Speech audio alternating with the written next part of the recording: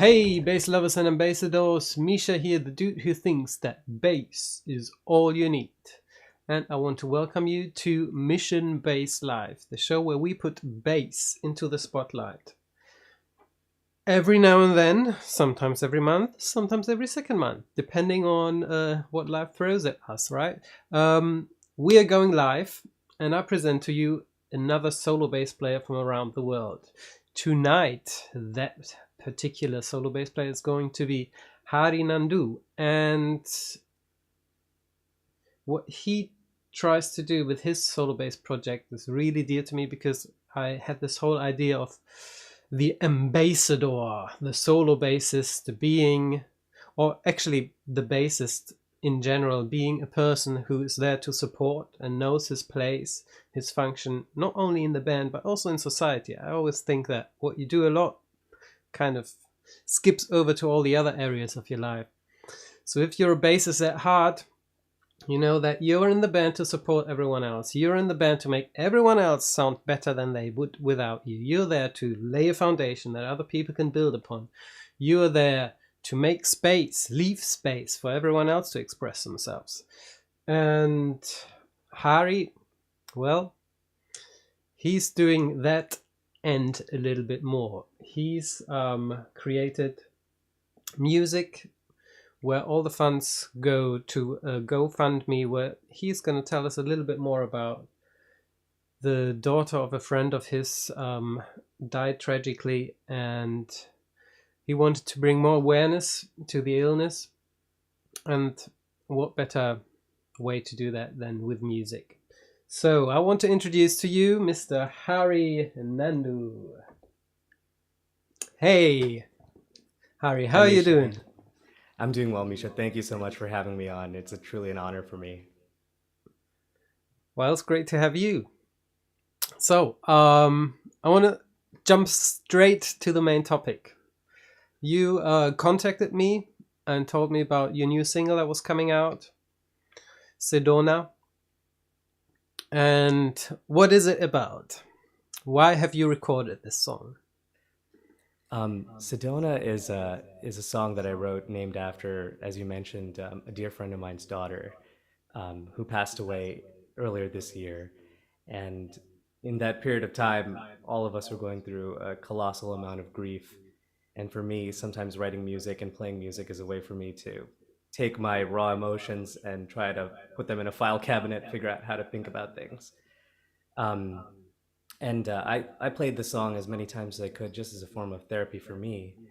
And the parents of Sedona, Jonar and Amy, who are dear friends of mine, um, I was able to go to her wake, and I brought an instrument with me, and I was able to play the song that I wrote at the actual wake, Wow. which to me was very it was very special that they allowed me to do that. And I was thinking, how can I take this song and use it as a force for good? And her parents set up an organization called the Sedona Butterfly Effect, which I'll mention more about in a moment. And so I thought, well, if there's a way to try to use the song to bring awareness to both her illness, which was cerebral palsy, and also just try to see how we can generate some money for the organization for a good cause. I guess I figured out I could use revenue generated from online streaming and through just playing and doing fundraisers to help a good cause. So by playing your song, we're basically doing two great things at the same time. Three, we're supporting a musician, we're supporting a cause, and we're doing something good for mental health. By the way, I did put the GoFundMe link in the comments in the chat if you want to check it out. What Hari is talking about in detail, go check that out. That's what the song's really about. And another thing that I'm interested in, because I have been in a similar situation where I arranged a song basically as a trauma therapy for myself after somebody really close to me died. Oh, sorry to hear that. But I did not compose the song. So basically just arranged Hey Hey My My by Neil Young for solo Mm. bass. And that's one approach to take, just taking a song that already has a message and just rearranging that. But yours is an original composition. So I wonder, what was your approach? Did you think theory at all, or did you just grab your instrument, started playing, and see what came out? Did it just come to you without even aiming for it? For me, the theory stuff is always something that is fun to work on in the background, and I'm always like trying different exercises and things that my instructors and teachers have shown me. But then when the emotion kicks in, it starts pulling from these different areas naturally, and I didn't have like a conceptual idea of what I was going to use, but I can tell you that I was messing around with melodic minor a lot. So a lot of Yeah. those uh, those tones really they kind of have an emotional impact on me, and that kind of resonated with the song as I was writing it. Awesome. Can you tell us a little bit about the structure of the song? Sure. And it's gone through many iterations. And I actually think a really fun thing that I learned is you just take a song and you just keep playing it live and in front of other people and listening back to it and reflecting on it.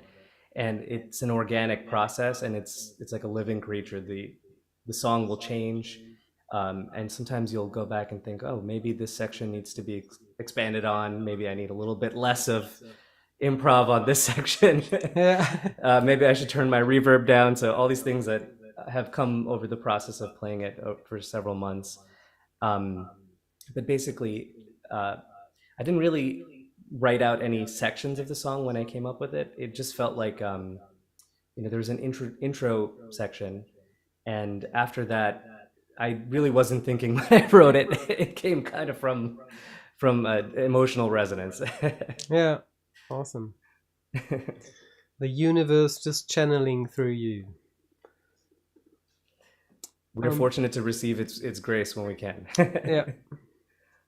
I'm asking because a lot of times when we write songs, we write in a pop formula fashion where we have verse, chorus, verse, or often when we have solo instrument songs, it's more like A, B, C, D, and just going from one part to the other, and maybe not having so many repetitions of themes, but rather developing. And I would put your song into the second category, although there is repetition. It to me, it really tells a story rather than having this energetic drive that you have with dance music, with pop music. It's really, it starts somewhere and it ends somewhere else. You are a new person after listening to that song, if you want to take it that far. And yeah, I find that a very how a way of arranging solo bass music which works really well for bass, because if you repeat too much on bass, especially if you use a looper, for example, I think you have little bits where you also loop the song from the sound check that I posted this morning. You had a really nice loop there. It's easy to overdo it. And Yes, and I completely understand what you're saying with looping. I actually don't know how to do complex looping where I pre-record certain segments and then trigger them. So what I do is very simple when I use looping in songs. I just loop one phrase and I try to flank it with an intro that sounds a little bit different, and then maybe I'll turn the loop off at the end and play something else. yeah, well, that's the way to start. I mean, you can get deeper and deeper. I started out with a one-track looper, and then Ableton Live came up. So basically, looping was taken to the door, and I was really considering doing all my looping just with a MIDI foot controller and do it in the laptop. But in the end, I was too scared that it was stable enough and the computer or the DAW might just crash in the middle of a show. And secondly, I quickly noticed all these options is just too much time. I'll just be busy creating templates for loop songs that I will never write because I don't have any time left to play the bass. Yeah, and there's something that is really fun about the just you, the instrument, and maybe one piece of electronic equipment, and an interplay between that. I find that, I've messed around with other electronic instruments before, and the complex sequencing and programming ahead of time, for me, it's hard for me to do that and enjoy it. Yeah. Maybe for one particular part, or if I'm doing a song that's going to be like put onto Logic and somebody else is going to work on it, that's fine. But when I do it live, I just like playing the instrument and messing with the effects in real time. Yeah. No, I've really had this bump in my time as a bass player where I went full on creating sounds. And to be really honest, 80% of those sounds that I loved in the middle of the night, I was like, yeah, jamming on them.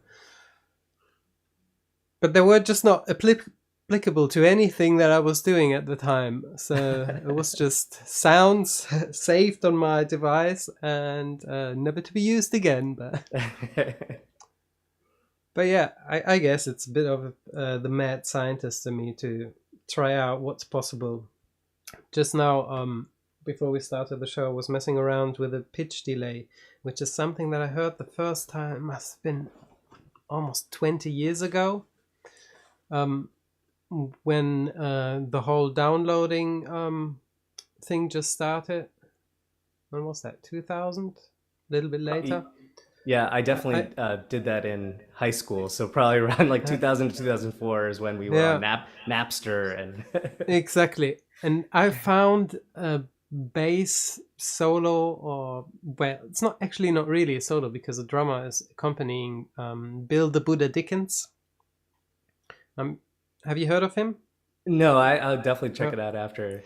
he's like a buddy of Victor Wooten and the whole gang, of course. And I think he's the guy who came up with a 7-string bass and then later 9-string bass. Incredible, ferocious technique, but he also played like Janet Jackson and all of these pop gigs. And I think nowadays he hardly even plays bass anymore. He went into producing. However, this solo is like 12 minutes long, and he's just giving it all. And starting somewhere after the 6th minute is this pitch delay, which I hadn't heard before, and I just couldn't figure out what he was doing. He was playing a boom, boom, boom, and yeah, 1 year ago, I found a pitch delay, and I was really Googling. I was asking my bass teachers and everything, and they couldn't figure it out. I was like, I don't know what it is. What kind of effect? I've never heard it before. I wonder if he was messing around with some prototype that never went into production. But I mean, nowadays, it seems to be a common thing. I found it on the Helix, but other than that, I've never really heard anyone use it. yeah, I remember listening to a lot of Alan Holdsworth when I was younger, and some of the sound effects, which were very advanced for the time, they were just plowing through it with their band and using it live, using the Yeah. syntax MIDI function. And we're kind of spoiled nowadays with all these fancy computers, but I was just imagining, and I think I saw the rig, but it's like a giant old school computer that accompanies the syntax. It's like the size of a room, and they have to wheel it out and plug everything together, and they made it work, which is really cool. Yeah.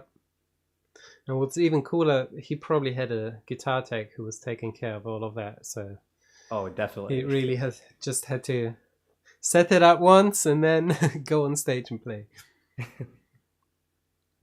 So, before we get too far away from Sedona, would you like to play that song for us? I would love to. Awesome. And then I would leave the stage to you, and you play us a song.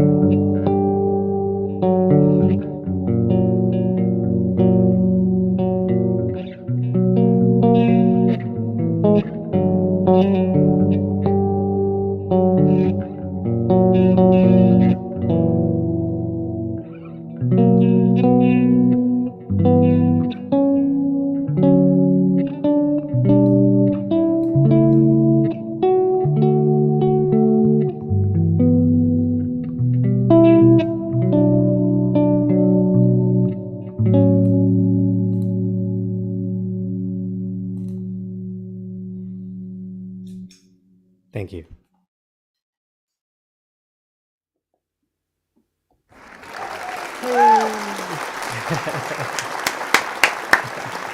Thank you.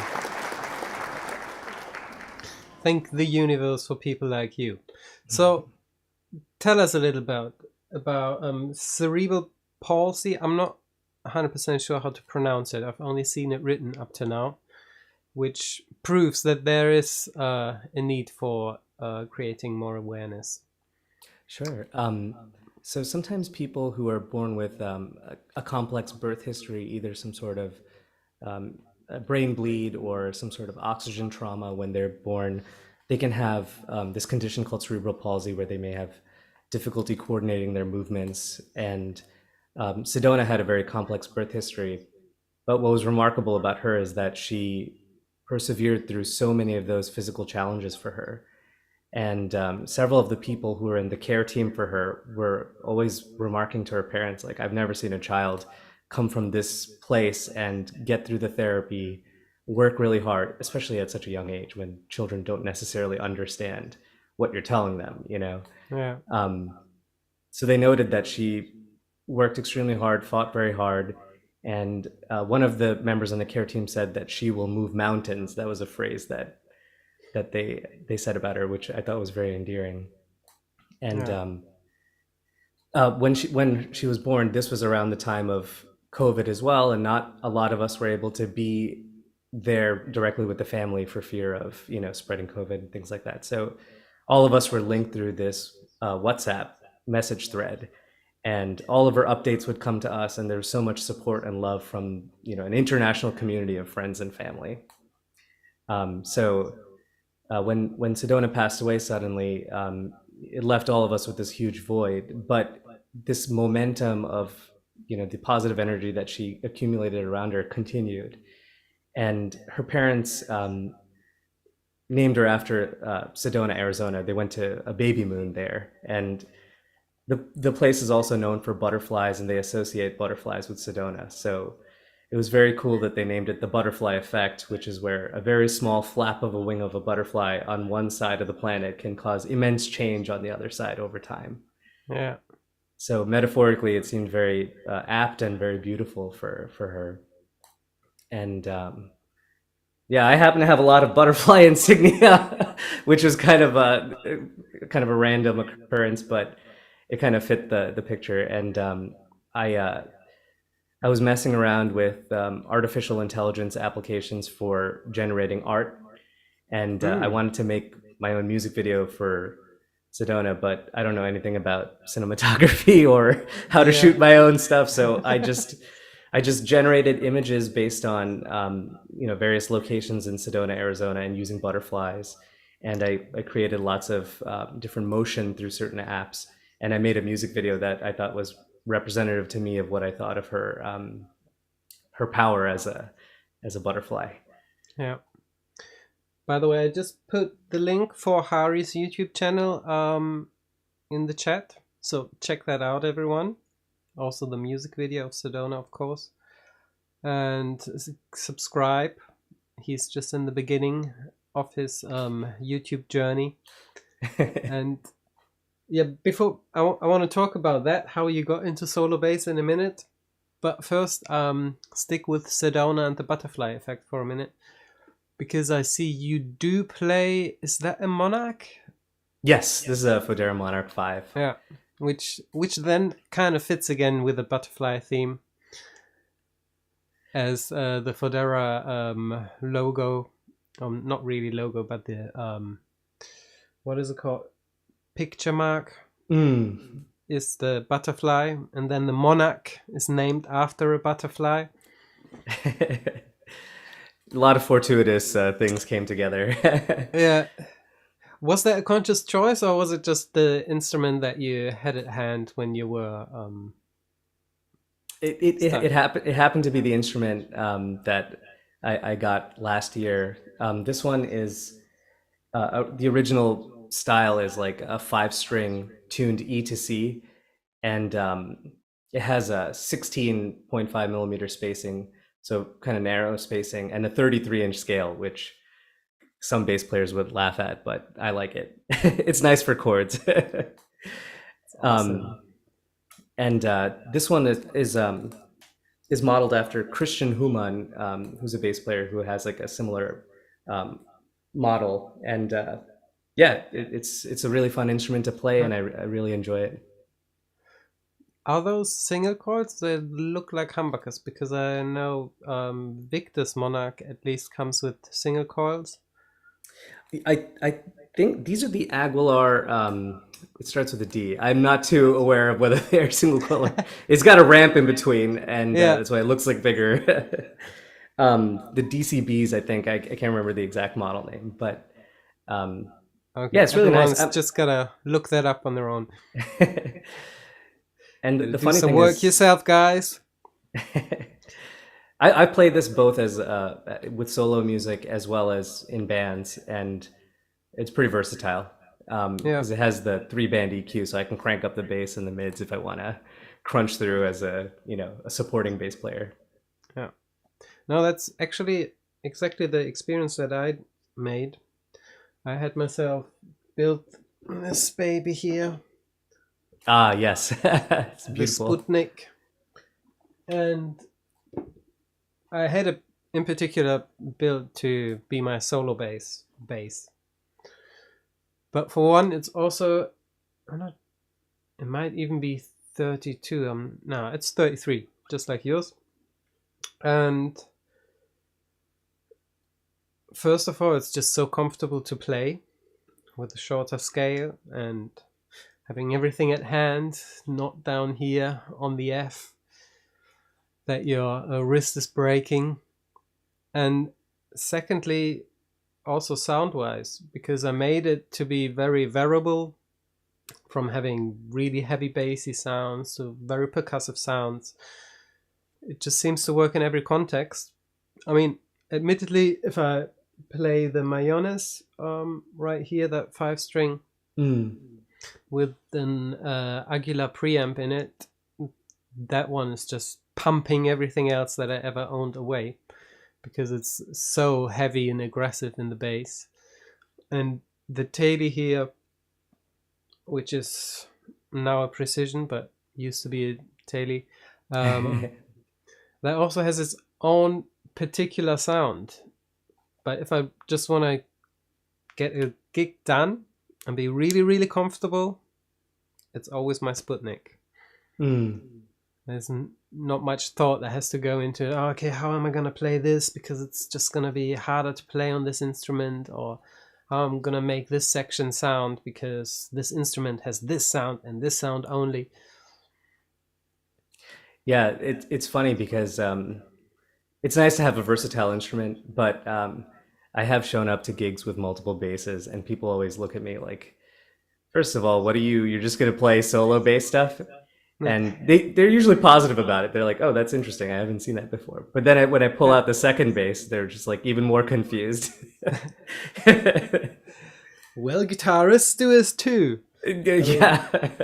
Just the other day, I was mixing a show of quite a big jazz band, and that guitarist, it was not the bassist, but however, it was the guitarist whose jack input, that was just the grounding, basically fell off, rattled off in the middle of the set. So the last 3 songs he just couldn't play anymore because he didn't have a backup guitar with himself, and he wasn't able to fix it in time. Obviously there was soldering involved. He managed for the show the next day, but that night he was just out. And to be honest, when I do a solo bass gig, I'm always a little bit worried because I've had troubles with this bass, because I'm always fiddling and putting new things in, taking other things out, and then obviously at some point that's got to go wrong. But yeah, because it has so many options from active to passive to piezo pickups, there's always some way to make it work, even if half of it isn't working. Usually people you have multiple parallel methods of getting sound out of it. Yeah, basically.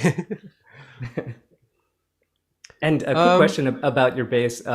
You have 2 detuners on it. Is that correct? Yes. Okay, very cool. Yeah, that's obviously inspired by Michael Manring. When I ordered this bass and designed it, I only had the drop D tuner because I wanted to go lower than E if necessary. And I thought, okay, I'm going to be able to do a little bit of detuning, harmonics, Michael Manring type of sounds. But I quickly noticed that on the E string, it's barely audible if you do it. Everything else is just more powerful. So I put one on the C string, but the annoying thing is, depending on the gauge and brand of strings that I put on, I can use it or not. Because if the strings are too flexible, then I can only use one drop tuner at a time. Otherwise, they open so far that they get stuck. Oh yeah, it can and be then tight. You can't tie them back, basically. So they have to be really wary about how I'm going to use it. But to be really honest, yeah, up to now it has been more of a little toy that I enjoy in my private time. But I don't know if I've used it live or here on the show maybe one time.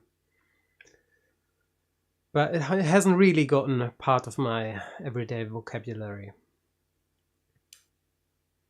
Yeah, once But you commit, have a song. once you commit to it. Yeah, but you have a song. Let's talk about your effect board. Sure. What did you use just now on this song? So for Sedona, I'll use reverb, and let me see if I can. I don't think I could show you the actual board without. There's a lot of cables and stuff going on, but I can describe it to you in detail. So I use a Walrus Slotva reverb pedal, and that's on my mobile board that I take to all my gigs and stuff. It's a pretty small board. It's a Pedal Train Nano, so it's about like this big. And on it, I have a really small tuner. I have a Zvex Lo-Fi Junkie, which is kind of like a cool pedal that can compress and also can add like tremolo and a couple of different waveforms, which is kind of fun. And then I have a small single ditto looper, which is really tiny. And then the last pedal is kind of like a very strange but fun pedal. It's the Maris Autobit Junior, which is like a bit crusher, but it has like randomizer functions and can do all sorts of wacky things and gets like a very digital sound. Um, and it also has like a filter on it, so sometimes you can just, I'll show you in one of the other songs, Yeah, but you can add some filter effects to it, which is fun. yeah. I was gonna say, probably most people don't really know what a bit crusher means, so that bit would be interesting to hear. Um, but right now you only used reverb. There was nothing else there. So this reverb pedal sometimes adds in like it sounded almost like a harmonized effect in the Yeah. background. But I'm still learning this pedal, and it's very interesting. It sometimes Oh. changes despite the settings that I put in. So, Oh, but okay. it's always within a parameter that sounds interesting and cool. So I never Yeah. feel like uncomfortable with it. Yeah. I mean, it'd be perfect if the pedal is just kind of slightly adjusting to what you're playing. Like an AI pedal. Yeah, exactly. Like, okay, I'm gonna boost the reverb decay time a little bit on this section. Now maybe put some tremolo on it. Oh, probably sooner than we think. We laugh about it now, but in 2 years, they'll probably everyday business. Shall we copyright it first? We should, shouldn't we? AI effects automation. Which brings me to the next question I would like to ask you. When you recorded the song, is it like you're going through your pedal board into the computer and that's more or less your finished product, or are you a dry recorder and then do a lot of editing and mixing after the fact? So for Sedona, I wanted to, because I don't have much of a background in production, so I really relied on the help of Jun Yang, who's a phenomenal producer that I met in Manhattan. And we tried multiple things. I tried my own reverb. I also use a Strymon Big Sky, which is a pretty amazing pedal. But I recorded dry through an Aguilar tone hammer and sent him the track. And I said, why don't you try different reverb techniques that you have? And I was extremely pleased and very happy with the result that we got. Um, Yeah. there's probably a level of control that the engineer can apply in terms of different segments. For us, sometimes you turn on the reverb and it's the same throughout, but the micro adjusting over different segments is really interesting. Yeah, absolutely. Yeah, that's what I've really gone deep in with my production. I pride myself to have done that. And sometimes it's a bit disappointing that you can't just take that one to one, that sound, to a live show, because you basically need at least one other person riding faders and twisting knobs while you're playing. But here and there, a little bit with an expression pedal works a lot. But yeah, I really like the production on your song. That's basically what I'm saying with this.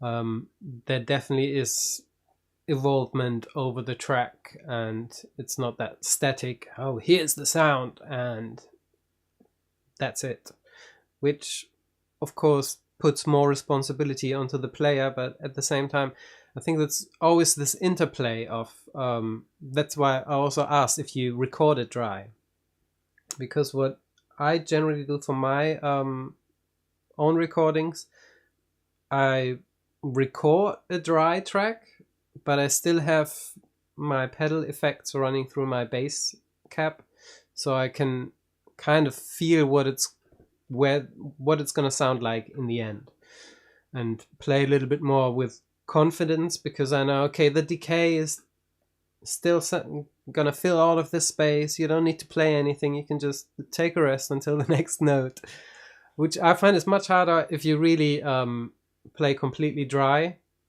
a song that's supposed to have an epic delay or reverb later. Yeah, it's So very hard to run all of the imagination in your mind in the background. Like, oh, it's probably going to sound like this with the effect. But that technique you just mentioned is really cool, where you can use the effect as a limiter for how long you sustain, or whatever yeah, technique you're doing. but you still have a nice clean dry track. Yeah. Cool. So I want to see some basses. I can see some basses there in the back. What have you got for us? Well, actually, before we go through the list of basses that you have stacked up there, tell us a little bit about how you've gotten into solo bass, because I already mentioned that before during the line check that I have met very few bassists who went so quickly moved into solo bass. Usually it's like a 10 up to 20 year long journey, and until a bassist has the guts to say, okay, I'm gonna do this on my own, guys. Go away, singer, I can do this. But you were basically straight to the point. I don't know if you started directly with solo bass, but you've definitely gotten there very fast. Tell us a little bit about your story in music in general, how you started getting into music, and then how you came to play the bass and then decided to go solo. Sure. As a teenager, I was a guitarist, and I identified as a guitar player for many, many years, and always wanted to do like the cool guitar solos.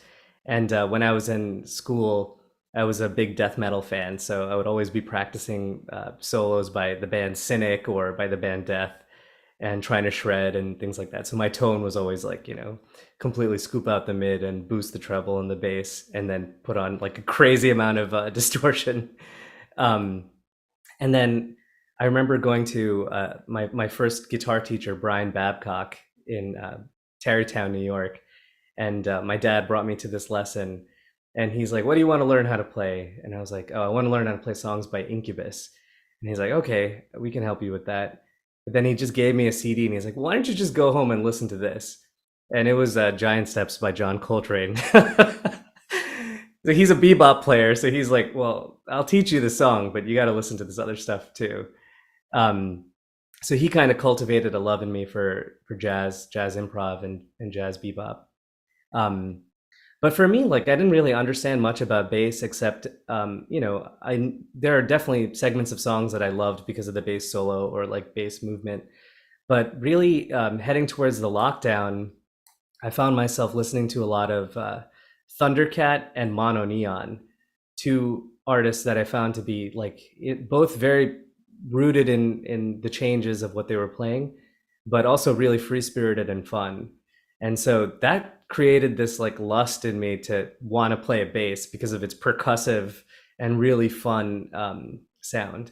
I would find myself walking aimlessly in New York because everything was shut down. Sometimes I'd be walking to work, but even my work schedule was pretty reduced. And I'd always be tapping on my thigh with my right hand, like imitating the right hand technique of a bass player. And so I was like, listen, this lockdown might kill me with COVID, so I might as well order a bass online and try to like do it while I can. So I ordered a P bass through Sweetwater, and we had a very interesting delivery. The delivery guy was wearing a mask. I was wearing a mask. We both received the item. And after that, I really started diving into videos and stuff online about how to learn the bass, how to play the bass. And somewhere along the way, I randomly came across a Michael Manring video, and it was either Celine or The Enormous Room. And I was like, God, I've never heard anything like this. It was so meditative and beautiful. It was like reading poetry. And then I started just voraciously digging online in every possible corner for solo bass. I didn't even know that was the kind of a loose genre name. And as I was mentioning to you before, like I would go onto the YouTube comments, which I actually treasure, and I would scour them to look for like tunings, alternate recordings, little snippets online, like where there's a forum post where someone explains the technique. And through that, I kind of found a very loosely based community over many years, people just kind of replying to comments. And found people like Xander Zahn, Damian Cochio, tons of people who are really like putting out resources, including Michael Manring too, Jeff Schmidt. And finally, I was like, I kind of want to play this, so I ordered a 5-string fretless bass, and that's where it started. That's so cool. And when you ordered your first bass, how much guitar were you still playing? Did you still own a guitar? Were you playing every once in a while, or was that really like in the past? There were times where I would play a lot, but more recently, like before I picked up the bass, I really let a lot of my chops go, and I wasn't really like actively studying. But I Yeah. always had a guitar with me because you have the urge to play it every once in a while. Yeah. But But your chops and skills stayed in the metal area, or did you, because you were talking about the teacher giving you giant steps to listen to, did you get into bebop on the guitar, or any other type of jazz or classical music even? definitely tried with bebop. I have a career outside of this, and it's in the field of medicine. So, as I would go through that field and training, sometimes it would be very difficult to have free time, and Yeah. sometimes you don't really want to sit and drill, modes or, Yeah. you know, but it would whenever I had an opportunity, I would try to play. But yeah, definitely didn't actively play as much. But then when I picked up the bass, because there's a whole new range of technique and rhythm and different ways to play that I had to learn, the fire kind of reignited, and that was very fun. Yeah, cool. It still is fun. Yeah, absolutely. Never stops. Um, you did talk about your pedal board, but I was missing one pedal. I hope you have it there today, which is the Wemiwa. Yes, I have it. I have it hooked up and ready to go. That's Yeah, I don't know if you have another song using it. You probably do, but I remember that's the song that I posted this morning as well on Facebook and on YouTube, of you playing with the Wemiwa in the sound check, yeah. and It's a it's it's a it's an interesting pedal. I'll say that, because it can really do so much. And this one also has like a downshift, upshift harmonizer side of it, which sometimes I use. And I think so. I actually found a hyper bass, and I was very excited about it. But before that, I was trying to simulate the sound of a hyper bass by yeah. toggling either pitch shift up or down. Um, there are unique artifacts that come with this pedal. It has a particular sound and a certain latency. I'm sure with some of the more modern and more computerized pedals, you can get rid of those things. But it's also fun to hear the artifact too. I mean, I enjoy Yeah, it in some it does have ways. a charm.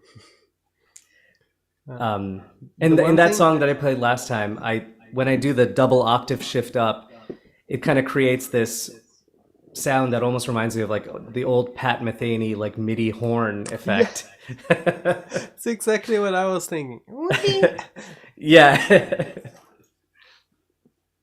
Some of those sounds were pretty cheesy. Good old Matheny. I wonder, actually, should research on that. What he thinks about nowadays effects. If he upgraded or if he stayed true to his sound. Anyway, Yeah. the one thing that I found that helps me to mimic the Manring sound to some degree is a bottleneck. Mm. But again, it's just the moment you hold it down, you can use it. It has a similar kind of tone that you get, but just like the pedal, you use it in a completely different context. You Do won't you detune do you your use that instrument. with a fretted bass?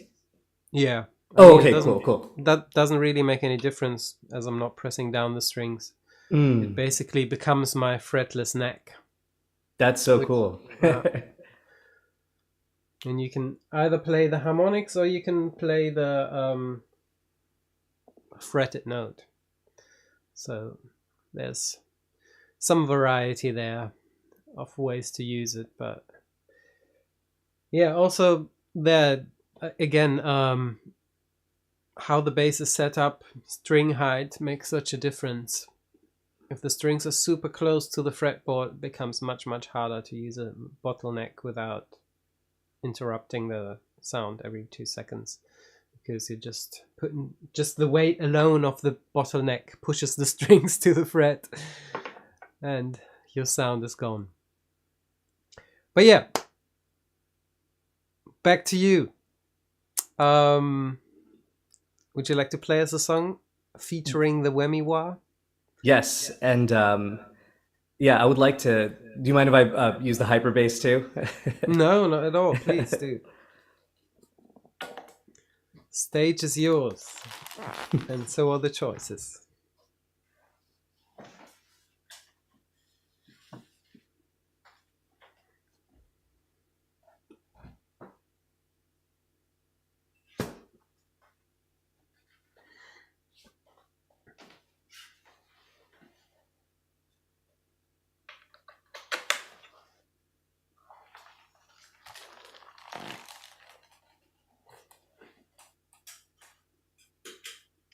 By the way, one thing that I wanted to throw in when you mentioned that your main field of profession is medicine.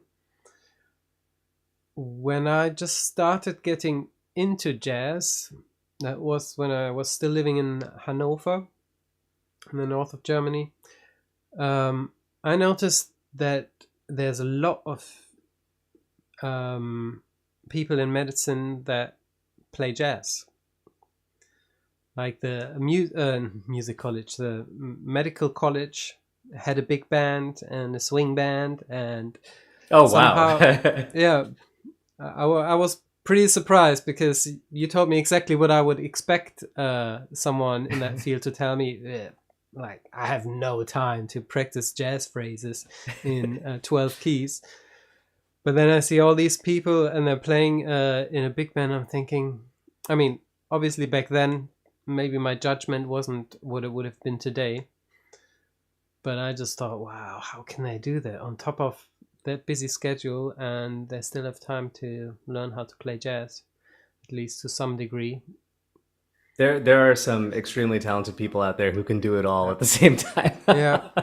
And I guess the takes us back to the song Sedona. It is also maybe helps a lot with the balance, because it's such a stress-prone job. You have to not only take responsibility for other people's lives and health, but also for your own. You have irregular schedules, so sometimes practicing music can be like meditation and bring you down to the floor again.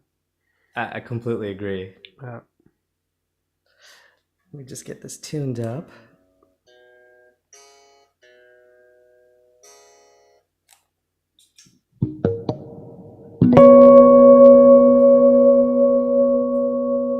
And so, yeah, just should I just give an intro about the instrument? So this is a Zahn hyperbass, which is an instrument that was designed by Joe Zahn and Michael Manring as the primary user of the instrument decades ago, which is pretty phenomenal. And the instrument is like, it has like a graphite composite neck and is fretless and has 3 octave range, which is, it's a very extreme instrument in pretty much every way. Mostly because Michael Manring is a player who has an insane amount of technical skill, but also musicality. But one very interesting thing is that the back of the head shows the detuners, and this instrument has 4 detuners, which each one is, it's like herding cats sometimes, trying to figure out when am I going to detune it, when am I going to retune it. But it's also a beautiful instrument, and the challenge is very fun. are those detuners all 3-step detuners? I heard that. This I think one of his current models has that. This is these are 1-step detuners, which for me, I don't think I could handle the number of permutations of tunings if I had 3-step detuners on each one. Yeah, no, exactly. Getting back to how grateful we must be for limitations. Absolutely. So this song is called Torii.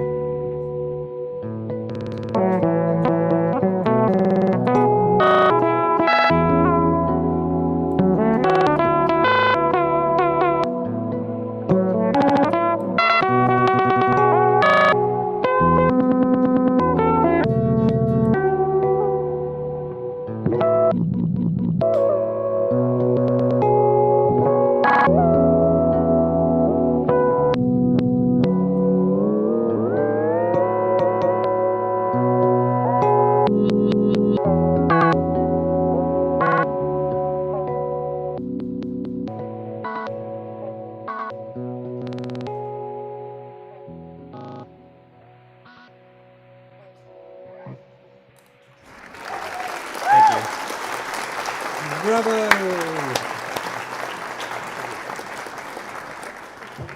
Yeah, that was getting pretty glitchy there in the end. Oh yeah, the bit crusher, it crushes all. Yeah. I had to turn you down a little bit in your performance. I have to remember that to do that from the beginning.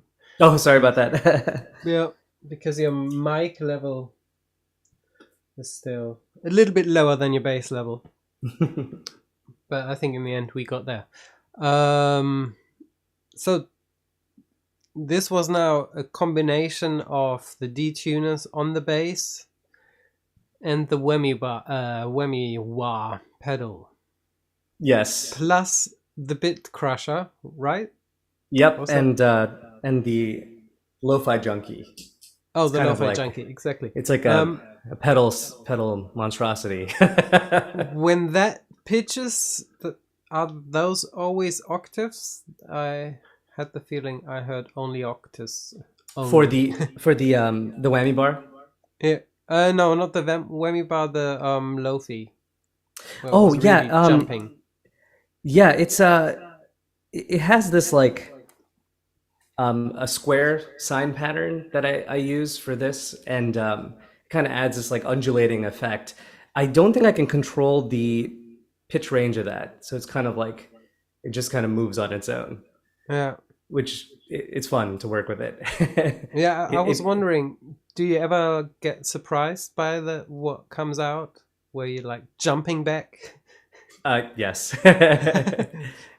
playing a phrase, and then You're talking about the auto bit. Yes, the bit crusher pedal that does. Yeah, that thing it's got a mind of its own. yeah, So I turn it on with trepidation, being like, this is yeah. the part where the pedal can kind of take the Can stage. Would you maybe demo each one of these pedals on their own, so we Sure. get a clear idea which is which and what we get, in case we want to have some bucks to invest? So this is just the whammy.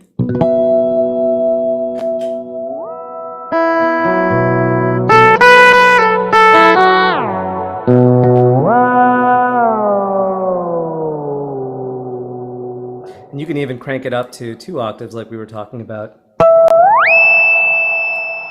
And almost sounds like a dog whistle at that frequency. Yeah. This next pedal, this is the lo-fi junkie. And this has that square wave function that I was telling you. I can turn it onto the sine wave, and this is pretty cool.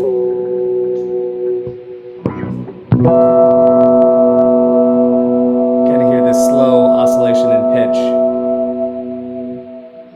So I like, it's very atmospheric, and I find it really fun. And then this is the auto bit. Yeah, ironically, you are playing fretless right now, but it does add a bit of a fretless vibe to it.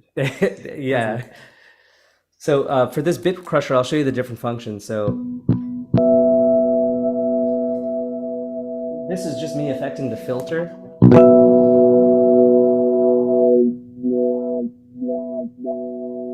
Almost kind of like what a DJ would have on their control panel.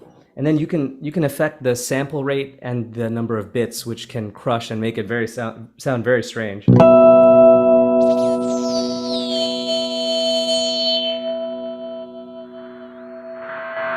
As you reduce the number of bits, it can get loud, but it creates this distortion effect.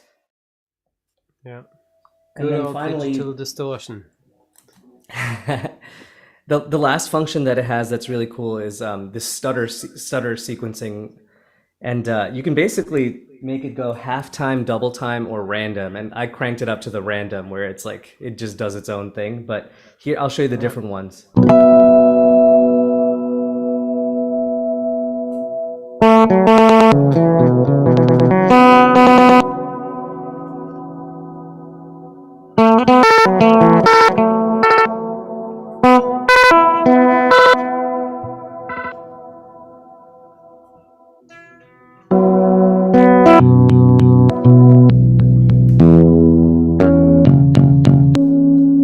And then finally random.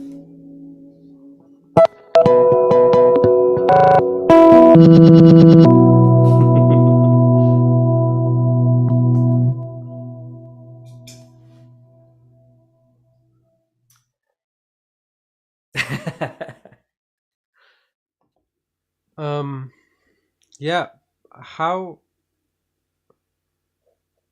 I find. Would you almost describe it as playing with another person if you're using this effect? I imagine it having a bit of that effect because you're getting constant input, which is random to some degree, but also still somewhat in context because it does originate from what you are playing. Yeah, Have- it really processes it in a way and throws it back to you, and sometimes it kind of creates a rhythmic pattern that's interesting. The only problem is because it kind of loses information in the process. Like, let's say, um, I guess if I was able to do like a wet dry with it, and I'm sure if I added an expression pedal to it, I could. Then Yeah. I would be able to hear, some of the other elements that I'm playing through it. But it's funny because there's like a void. I play something, it goes into the machine, and it comes out, and I'm like, I don't really know what I played now because I couldn't hear it. I just have my tactile feedback from the guitar. So yeah, Yeah. it is very much like playing with someone that's Oh, unpredictable, which is cool. mm.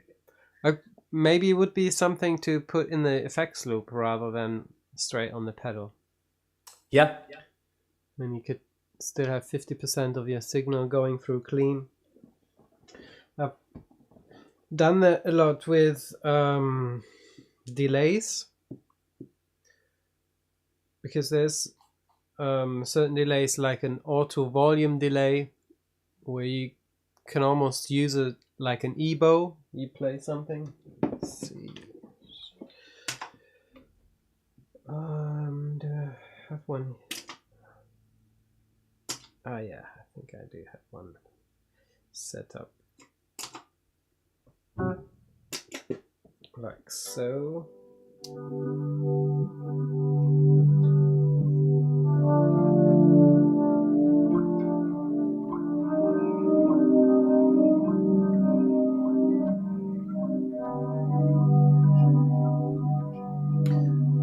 And then, of course, there's other effects where you don't want the dry, where you do want the dry signal. For example, distortion is one of those effects.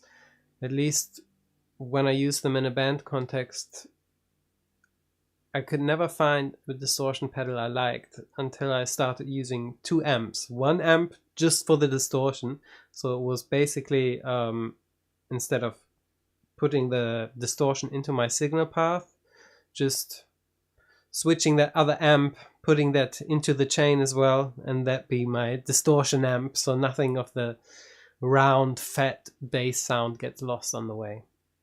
Oh yeah, that makes sense because you really want that bass sound to be there to be supportive, and the distortion really does remove a lot of that. Yeah.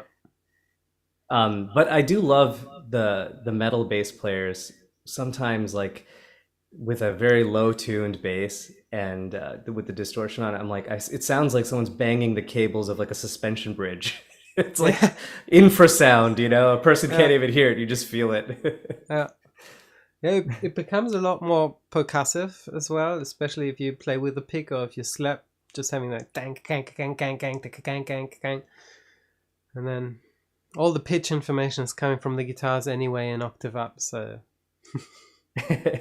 free to play some random notes. No one will notice. I don't know. Um.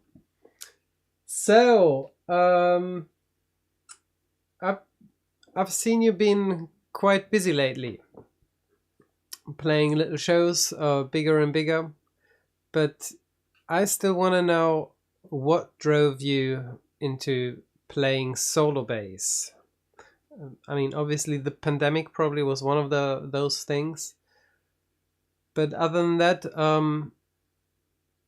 I guess most people would watch a Michael Mannering video and be like, "Oh, no way, I'm gonna be able to do this. I'm not even gonna try." But you obviously took the opposite approach and said, "Oh yeah, like there's so much. I'm gonna hone my skills." Yeah, I mean, I guess the bass as an instrument with the low frequencies, it adds this kind of warmth to me. When I hear it in a solo context, it's very lovely. And as a solo bass player, you can kind of play more meditative composition. I mean, you can play whatever you want, which is the cool thing. You can play a very aggressive slap solo song Yeah. that's, however long you want, but you can really kind of create with a blank canvas of the song, use your palette of sound and create an entire picture for the audience, or usually it's just from my own mind's eye.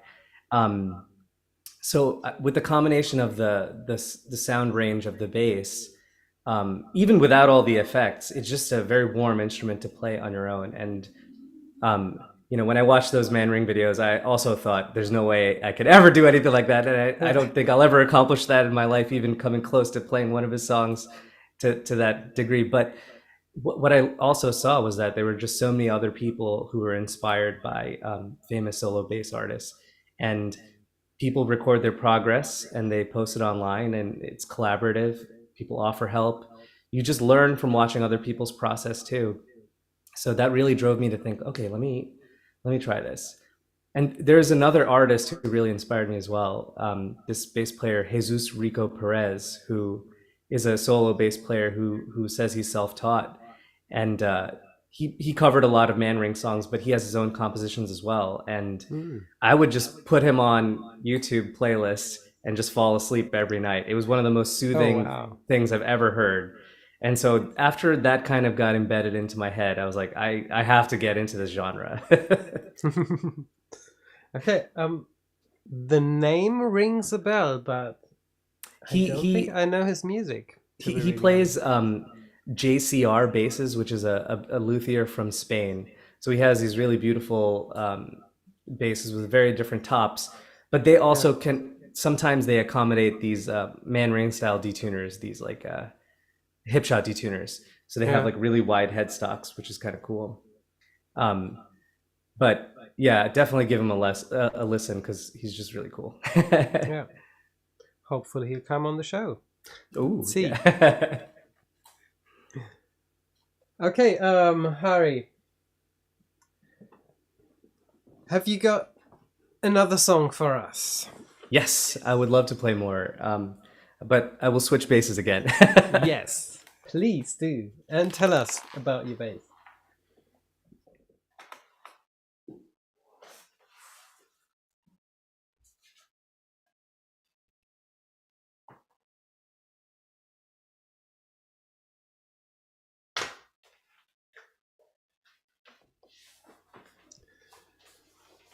I was just thinking Hari doesn't hear me now because he doesn't have headphones on, but it's quite funny how the universe... I don't know if you watched the last episode, Hari. I was just telling everyone that on the last episode, our guest was Adrian Farrell from the UK, who's actually an Alexander technique teacher. Yes, I watched that episode. That was really cool. From one medicine man to the next. Okay, show us what you got. What bass is that? This is the Zahn VB5, which is their 5-string headless. And yeah, I saw a lot of people play this with altered tunings. And some people even put piccolo strings on it. I mean, you could put piccolo strings on any bass, but it just looks really cool on this headless. But I actually just really enjoy playing this in standard tuning B to G. And there's just something about the Zahn instruments that they're just really fun to play. But this one is a 5-string, right? So 5-string with a low B. Okay. Yes, that's all I needed. This song is called Journey Together. I wrote this for a dear friend, Jinzi, for her wedding to her partner, Nick.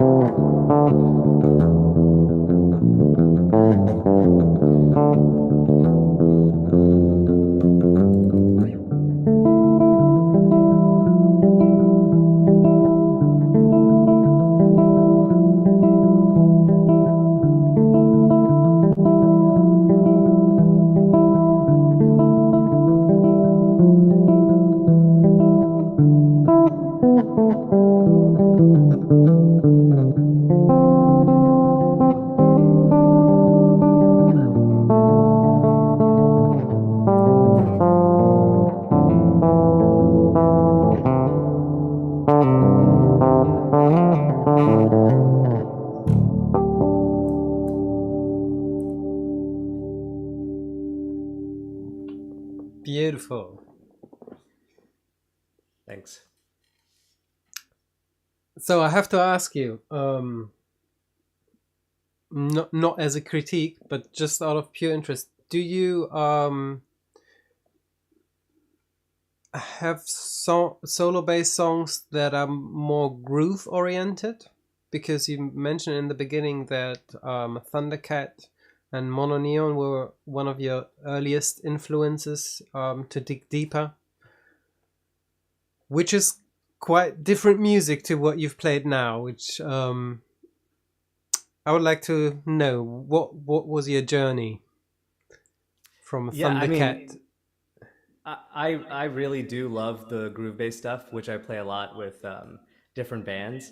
But Uh-huh. I have yet to figure out a really cool funky groove song, and that's actually on my list of things to do, like this year heading into next year.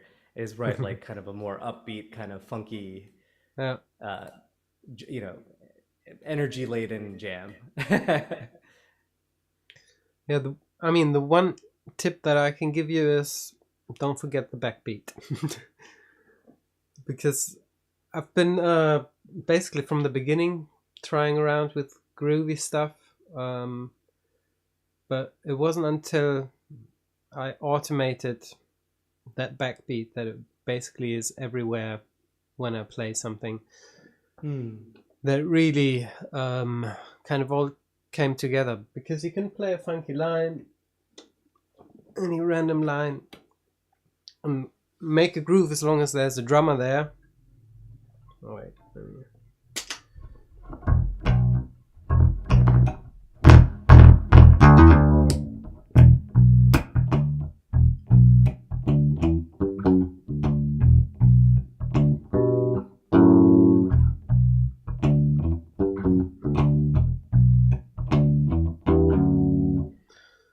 But somehow, to me, it feels tense nowadays when I hear bass lines like that just played without a backbeat. And then the moment you just bring that tiny hint of backbeat in there,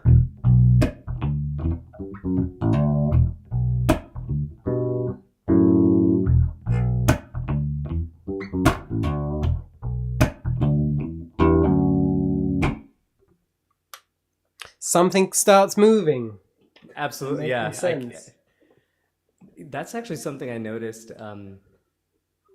Like every time you go to a wedding and you hear like all these classic wedding songs, like Motown and a lot of these dance songs, the bass line will start playing, and people recognize a song with the bass line, and that really gets people to start moving before anything else comes in, before the melody comes in, before the singer Yeah. sings the main phrase.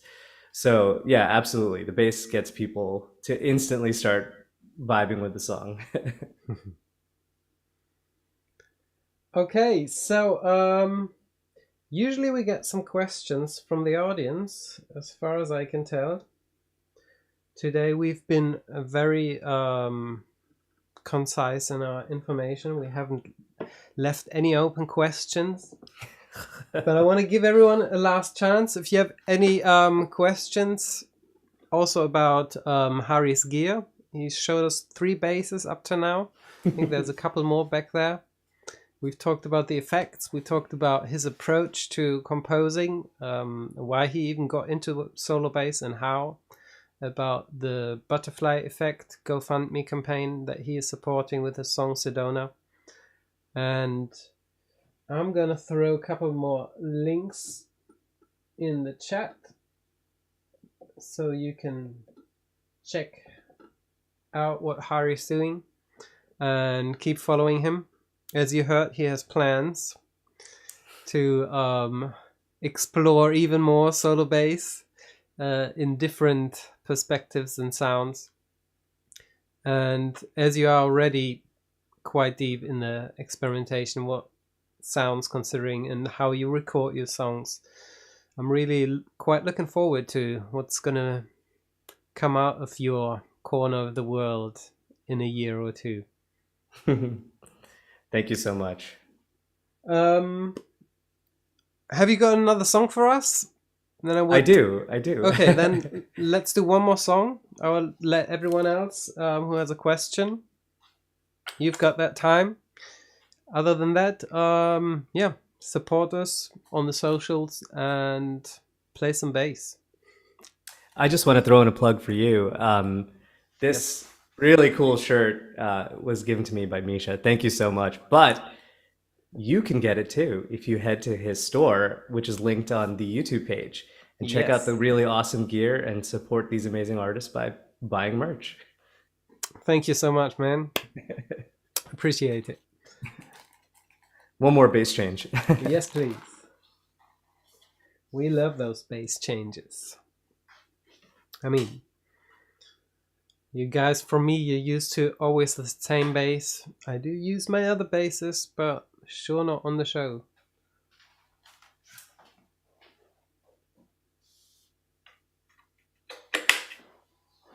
Okay, what have we got here? This is another Zon, but I have put piccolo strings on this one. Ah, And so, can I even call this a bass at this point? I don't know, but I was always wondering too. The whole piccolo bass string, isn't it just guitar strings? But then, basically, Michael Munring, I went to a workshop and he was basically saying, "Oh, I wish a guitar string maker would make guitar strings that are long enough to put on a bass." And that got me thinking, wait a minute. So then there must be a difference, but I guess it's maybe the stiffness.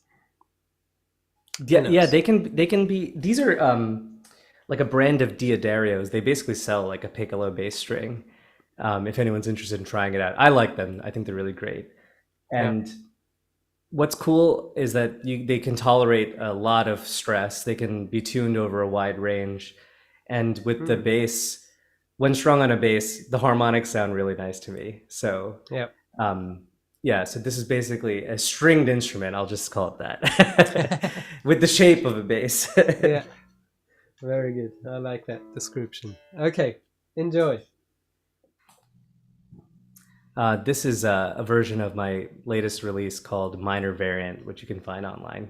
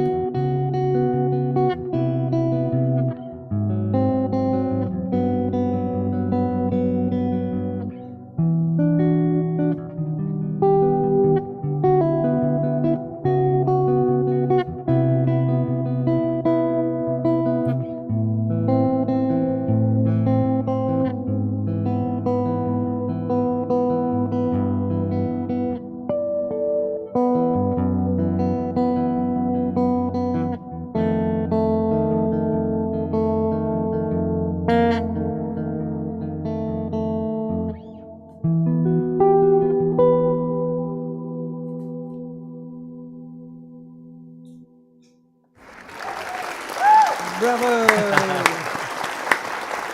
Thank you so much. Well, I would say that still sounds like a bass in my world. I mean, it's the question anyway. What is bass really? Do you have a definition? I don't have a. I haven't thought about that. Yeah, I will get back to you on that one. That's a very good question to ponder Yeah. because um, is it an approach to the instrument? Is it because as we were discussing, there's a combination of so many things. There's the harmony, there's the rhythm, there's the the intonation of the instrument. Um, but I will think about it and I'll try to give you a more reasoned response. Yeah. I used to start my shows with the three definitions of bass, and I hope I get them all together now. So there's one where you talk about the instrument, the bass, as a physical thing, like double bass, be it the left hand of the pianist, maybe even the bottom string of the guitarist, or the electric bass, ukulele bass, bass, bassoon, whichever it is, the bass instrument that falls into the broad category of playing bass parts. Then you have bass as what its function is in music. So that could even be a bass drum, which I wouldn't consider a bass instrument because it's part of the drum set. But then there's a lot of instruments that have information in the bass register, so their function still is bass, although they're not necessarily bass, an instrument that you would call bass. And then the last definition is just the scientific one, that frequency spectrum from 0 hertz, I guess, from where, however down low we can go, up to 256 hertz, I believe that's considered bass, which I find pretty incredible because it's like somewhere on the 15th, 17th fret on the G string. So that's not really that low. And that's still all considered bass if you talk to the scientists. So that's why I think you're still definitely in the bass range there. Yeah. Couple upper harmonics, well, they're on any bass note, really, if we think about it. True. What we often consider, I mean, like those 40 hertz, for example, of an open E string. Most of the time we don't really hear that because we don't play on speakers that can even deliver that frequency.